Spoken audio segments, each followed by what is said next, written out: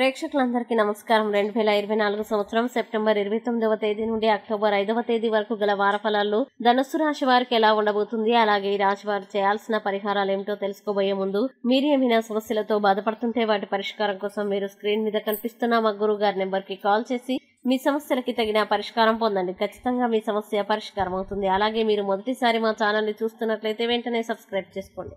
ఇక పూర్తి వివరాల్లోకి వెళ్తే ధనుసు రాశి వారికి ఈ వారం కొత్త వ్యాపార ఒప్పందాలు ఉండవచ్చు. ఈ వారం మీరు ఆత్మ పరిశీలన చేసుకోవడానికి ప్రయత్నించండి. ఇది మీ లోపాల్ని అధిగమించడం సులభం చేస్తుంది.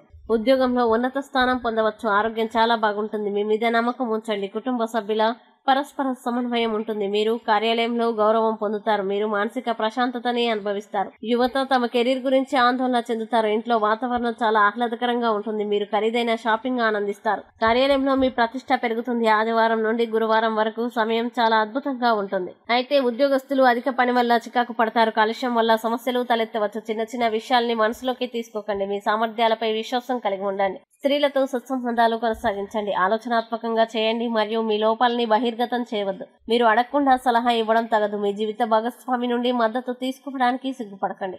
కోర్టు వ్యవహారాలకి దూరం పాటించడం మంచిది. వారాంతం ఆరోగ్యానికి అనుకూలంగా ఉండదు. ఇక ధనుసు రాశి వారు ఈ వారం చేయాల్సిన పరిహారాలను గనక చూసినట్లయితే ప్రతిరోజు 21 సార్లు ఓం గురవే నమః అని జపించండి. మంచి శుభ ఫలితాలని పొందుతారు. అలాగే ఈ వారం ధనుసు రాశి వారికి అనుకూల తేదీలు గనక చూసినట్లయితే వీరికి 2, 4 తేదీలు చాలా మంచి రోజులు. ఈ తేదీల్లో ఏ పని ప్రారంభించినా సరే మంచిది. ఈ వీడియోని లైక్ చేయండి, షేర్ చేయండి. మరియు మీరేమైనా సమస్యలతో బాధపడుతున్నట్లయితే వాటి పరిష్కారం కోసం ఒక్కసారి గురువు గారి నెంబర్ కి కాల్ చేసి మీ సమస్యలకి తగిన పరిష్కారం పొందండి. ఖచ్చితంగా మీ సమస్య పరిష్కారం అవుతుంది. ఇంకా మీరు అనుకున్నటువంటి అన్ని పనుల్లో అంతా మంచి జరగాలని కోరుకుంటూ సర్వేజన సుఖినో భవంతు.